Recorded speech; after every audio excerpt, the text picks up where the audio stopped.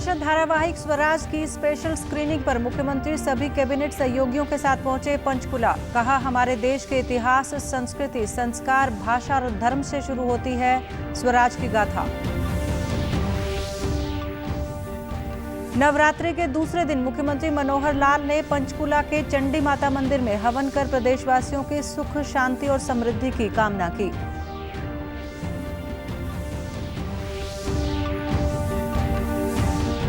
Supreme court में संविधान पीठों में होने वाली सुनवाई का सीधा प्रसारण शुरू। सर्वोच्च अदालत में चल रही सुनवाई और दलीलों को अब घर बैठे देख पाएंगे आम लोग।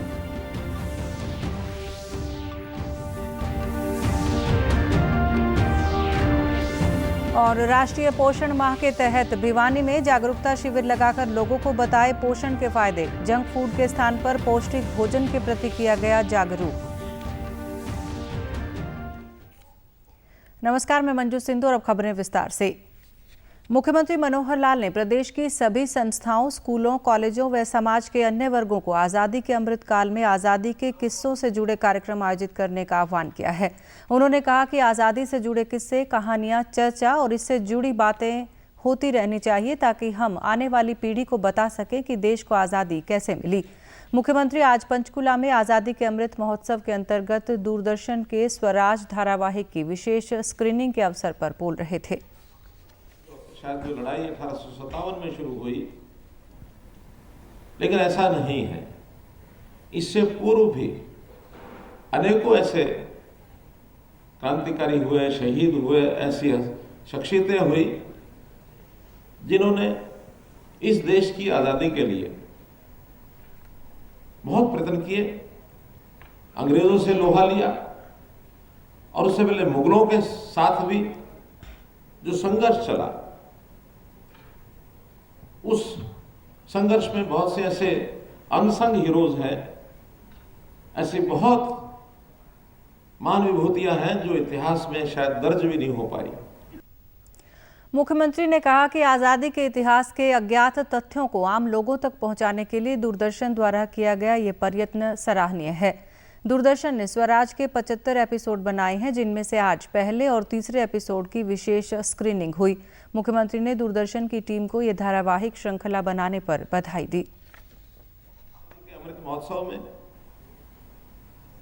ये प्रयत्न किया गया है कि ऐसी जानकारियां जहां से भी हमारे कलाकारों को मिली होंगी, दूरदर्शन ने इसका एक बीड़ा उठाया इस प्रोजेक्ट को आगे बढ़ाने का। तो स्वराज नाम से श्रृंखला 75 एपिसोड जिसके हैं, उसमें पहला और तीसरा एपिसोड आज उसका यह मंचन होगा। बहुत भावनात्मक तरीके से वो बातें मैंने जो सुना है, अभी देखना तो आपके साथ ही है। ये सारी जानकारियां हमारी युवा पीढ़ी को हो। मुख्यमंत्री के अतिरिक्त प्रधान सचिव डॉक्टर अमित अग्रवाल ने कहा कि प्रदेश का सूचना जनसंपर्क एवं भाषा विभाग इस अमृत काल में लगातार प्रदेश भर में कार्यक्रमों का आयोजन कर रहा है। उन्होंने भी दूरदर्शन की टीम को बधाई दी है। जो 75 एपिसोड्स हैं, भारत के उन अनसुने महान नायक नायिकाओं के शौर्य और बलिदान की गाथा है, और जिसका उद्देश्य है, दूरदर्शन का उद्देश्य है कि इस गाथा को हम जनमानस तक पहुंचाएं, विशेष तौर पर हमें हमारे युवा वर्ग, हमारे बच्चों तक पहुंचाएं, ताकि हम सब इससे प्रेरणा लेकर भारत के नवनिर्माण में एक अपनी रचनात्मक भूमिका निभा सकें। आज शारदीय नवरात्रि का दूसरा दिन है। नवरात्रि के दूसरे दिन मां ब्रह्मचारिणी की पूजा की जाती है। मां ब्रह्मचारिणी की पूजा करने से तप, त्याग, सदाचार, संयम, शक्ति और वैराग्य में वृद्धि होती है। प्रधानमंत्री नरेंद्र मोदी ने ट्वीट करते हुए कहा कि आज माता के द्वितीय स्वरूप मां ब्रह्मचारिणी के विशेष पूजन का दिन है।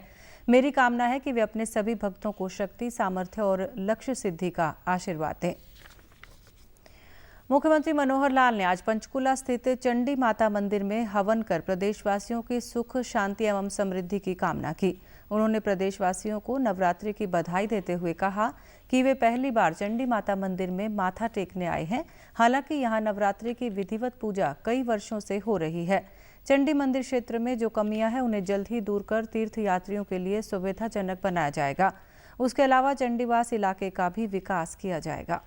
आ चुका है। उसकी जो भी मंदिर की गतिविधियां हैं अब उसी श्राइन बोर्ड के माध्यम से चलती हैं और बहुत अच्छे सुचारू ढंग से चलने लग गई हैं। मैं तो उस पर पहली बार गया हूं, लेकिन पिछले 3 वर्षों से अब वहाँ नवरात्रों का ये जो कार्यक्रम है, माता की जो पूजा है, वो सारी विधिवत ढंग से होती है और वहाँ जिस भी प्रकार की कोई कमियां होंगी उसको दूर करेंगे और अच्छा यात्रियों के लिए, यानी तीर्थ यात्रियों के लिए उसको और अच्छा श्रेष्ठ बनाया जाएगा, ताकि उस मंदिर की पुरानी एक जो परंपरा है, चंडी मंदिर वास्तव में वो है। इससे भी एक प्राचीन मंदिर और है, चंडीवास मंदिर, बहुत इंटीरियर में जाकर के गांव में है। हमने आज उसकी भी चर्चा की है। तो वास्तव में ये जिसके नाम पर चंडीगढ़ ये शहर बसाया गया है, ये जो चंडी का एरिया है, चंडी माता का एरिया, ये इसी क्षेत्र में है। इनकी मान्यता, इसको विकसित करें। मुख्यमंत्री ने कहा कि वे चंडीगढ़ एयरपोर्ट का नाम शहीद भगत सिंह के नाम पर रखने के लिए प्रधानमंत्री नरेंद्र मोदी का धन्यवाद करते हैं। मुख्यमंत्री ने कहा कि बारिश से खराब हुई फसल की स्पेशल गिरदावरी करवाई जाएगी। फसल कटने से पहले स्पेशल गिरदावरी कराकर नियमानुसार मुआवजा दिया जाएगा। उन्होंने कहा कि केंद्र सरकार को आढ़तियों का कमीशन बढ़ाने के लिए भी पत्र लिखा गया है। यहाँ का जो एयरपोर्ट है उसका नाम शहीद भगत सिंह जी के नाम पर रखने का फैसला हो गया है, जिसकी आप मन की बात में जिसकी उन्होंने घोषणा भी की है। विधिवत अब कल उनका जयंती का दिन है शहीद भगत सिंह जी का, तो इस दिन विधिवत उसका नाम शहीद भगत सिंह हो जाएगा।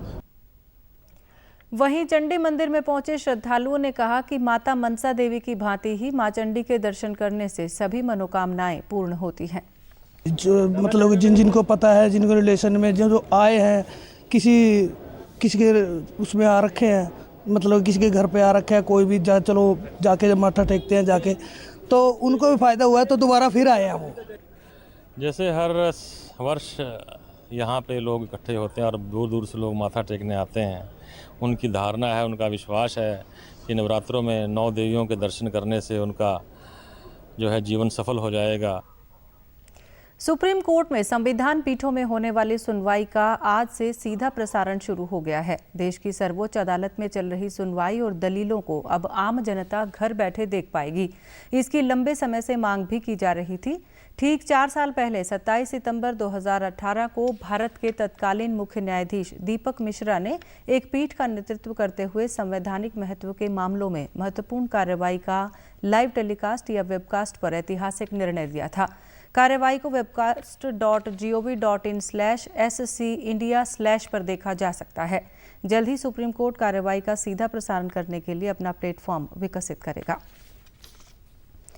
राष्ट्रीय पोषण माह के तहत भिवानी जिले में कई कार्यक्रम आयोजित किए जा रहे हैं। आंगनवाड़ी वर्कर्स एवं हेल्पर्स व आंगनवाड़ी सुपरवाइजर के माध्यम से जागरूकता शिविर, घरों में पोषण वाटिकाओं का निर्माण, स्कूली बच्चियों की रक्त जांच सहित चेतना रैलियां व पोषक मेलों का आयोजन कर लोगों को पोषण के प्रति जागरूक किया जा रहा है।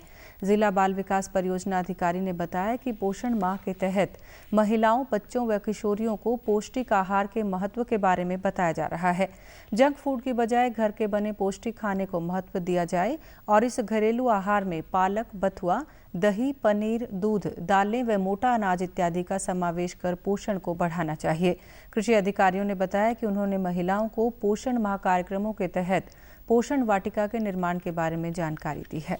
करना है, भारत को पोषण मुक्त करना है, जिसमें हम महिलाओं को जागरूक कर रहे हैं अलग अलग कार्यक्रम द्वारा, जैसे रेसिपी कंपटीशन के द्वारा, पोस्टर द्वारा, रैली द्वारा, शपथ दिलाकर महिलाओं को ये बताया जा रहा है कि उनमें अपने आसपास खेतों से या घरों से हरी सब्जियों का ज़्यादा से ज़्यादा इस्तेमाल करें।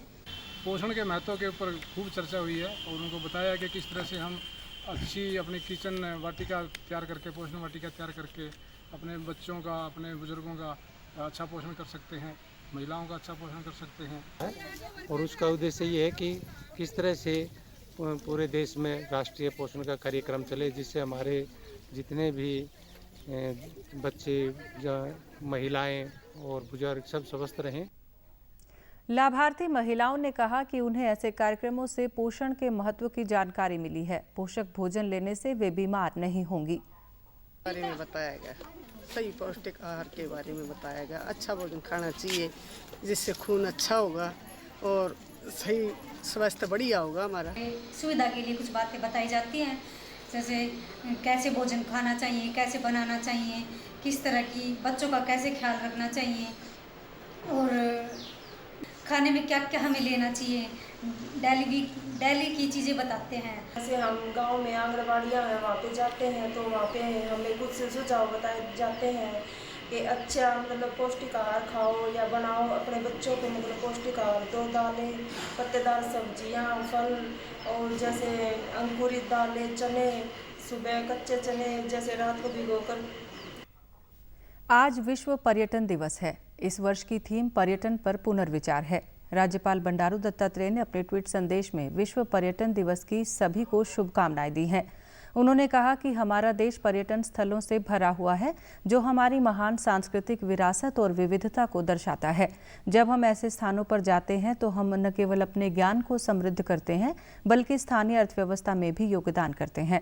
मुख्यमंत्री मनोहर लाल ने भी ट्वीट करते हुए कहा कि विश्व पर्यटन दिवस पर हम सभी को भारत की ऐतिहासिक सांस्कृतिक विरासतों और धरोहरों को साफ व संरक्षित रखने का संकल्प लेना होगा। साथ ही कला, संस्कृति व धर्म से समृद्ध हमारे देश में विदेशी पर्यटकों को आमंत्रित कर पूरे विश्व में भारतीयता का परचम बुलंद करना होगा। सुप्रसिद्ध अभिनेत्री आशा पारेख को वर्ष 2020 के दादा साहेब फाल्के पुरस्कार से सम्मानित किया जाएगा। सूचना और प्रसारण मंत्री अनुराग सिंह ठाकुर ने ये घोषणा करते हुए कहा कि दादा साहेब फाल्के पुरस्कार की निर्णायक समिति ने आशा पारेख को भारतीय सिनेमा को उनके अनुकरणीय योगदान के लिए इस पुरस्कार से सम्मानित करने का निर्णय लिया है। केंद्रीय मंत्री ने बताया कि 68वां राष्ट्रीय फिल्म पुरस्कार समारोह 30 सितंबर को आयोजित किया जाएगा। राष्ट्रपति द्रौपदी मुर्मू इसकी अध्यक्षता करेंगी। फिल्मों में काम करना शुरू किया और प्रख्यात फिल्म निर्देशक बिमल रॉय जी ने उनको सबसे पहले माँ फिल्म में लॉन्च किया था। अगर आप देखेंगे 95 से ज़्यादा पिक्चर्स में इन्होंने काम किया है और central board of film certification 1998 से 2001 यानी कि 1998 से 2001 तक उसकी ये चेयरपर्सन भी रही और पद्मश्री से इनको सम्मानित भी किया गया है। ये हमारे लिए गर्व का विषय है कि सूचना प्रसारण मंत्रालय द्वारा जो नेशनल फिल्म अवार्ड्स हर वर्ष करवाए जाते हैं, तो 68वें नेशनल फिल्म अवार्ड्स में इस बार दादा साहब फाल्के अवार्ड किसी और को नहीं, प्रख्यात फिल्म अभिनेत्री जिन्होंने 95 से ज़्यादा फिल्में की हैं, आशा पारेख जी को दिया जा रहा है। चोरी हुए मोबाइल फोन की ट्रैकिंग अब आसान होगी। सरकार ने मोबाइल फोन की IMEI से छेड़छाड़ पर रोक लगाने के लिए बड़ा फैसला किया है। अब हर मोबाइल फोन की IMEI को सरकारी पोर्टल पर दर्ज करना अनिवार्य होगा और इससे स्मगलिंग पर रोक लगाने में भी मदद मिलेगी। इसके अलावा विदेश से लाए गए सभी मोबाइलों के IMEI भी इस पोर्टल पर दर्ज करना अनिवार्य होगा। ये नियम 1 जनवरी 2023 से लागू होंगे। सूचना और प्रसारण मंत्रालय ने 10 YouTube चैनलों पर प्रतिबंध लगा दिया है। सूचना और प्रसारण मंत्री अनुराग सिंह ठाकुर ने बताया कि ये YouTube चैनल गलत सूचना फैला रहे थे और मित्र देशों के साथ संबंधों को तोड़ने की कोशिश में लगे हुए थे। साथ ही देश की संप्रभुता और क्षेत्रीय अखंडता के लिए चुनौती बन रहे थे। सूचना और प्रसारण मंत्री ने कहा कि भविष्य में दुष्प्रचार और गलत सूचना फैलाने वालों के खिलाफ सूचना और प्रसारण मंत्रालय उचित कार्रवाई करेगा। सूचना और प्रसारण मंत्रालय ने YouTube से इन 10 चैनलों के 45 वीडियो ब्लॉक करने का निर्देश दिया है।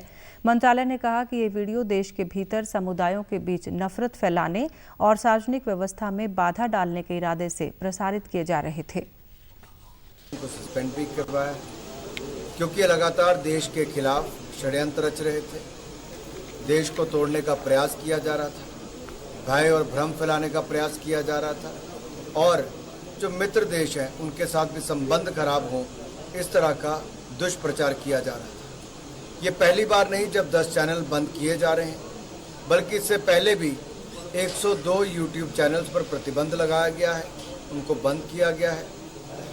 चाहे 5 ट्विटर अकाउंट्स हो, 4 फेसबुक अकाउंट्स हो, 3 इंस्टाग्राम अकाउंट्स हो, इनको भी पूर्व में बंद किया गया, जो देश के खिलाफ जहर उगलते थे और देश को बांटने का काम करने का प्रयास करते थे। ऐसी जो भी साइट्स हैं, जो भी चैनल्स हैं, जो इस तरह के प्रयास भविष्य में भी करेंगे, उनके खिलाफ भी भारत सरकार का सूचना प्रसारण मंत्रालय समय समय पर कदम उठाता रहेगा। अंत में इस बुलेटिन के मुख्य समाचार एक बार फिर। दूरदर्शन धारावाहिक स्वराज की स्पेशल स्क्रीनिंग पर मुख्यमंत्री सभी कैबिनेट सहयोगियों के साथ पहुंचे पंचकुला। कहा, हमारे देश के इतिहास, संस्कृति, संस्कार, भाषा और धर्म से शुरू होती है स्वराज की गाथा। नवरात्रि के दूसरे दिन मुख्यमंत्री मनोहर लाल ने पंचकुला के चंडी माता मंदिर में हवन कर प्रदेशवासियों की सुख, शांति और समृद्धि की कामना की।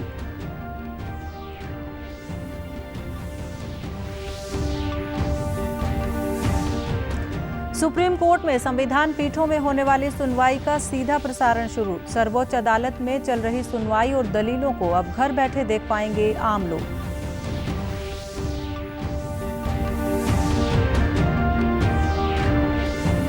और राष्ट्रीय पोषण माह के तहत भिवानी में जागरूकता शिविर लगाकर लोगों को बताए पोषण के फायदे। जंक फूड के स्थान पर पौष्टिक भोजन के प्रति किया गया जागरूक। समाचारों में आज के लिए इतना ही। नमस्कार।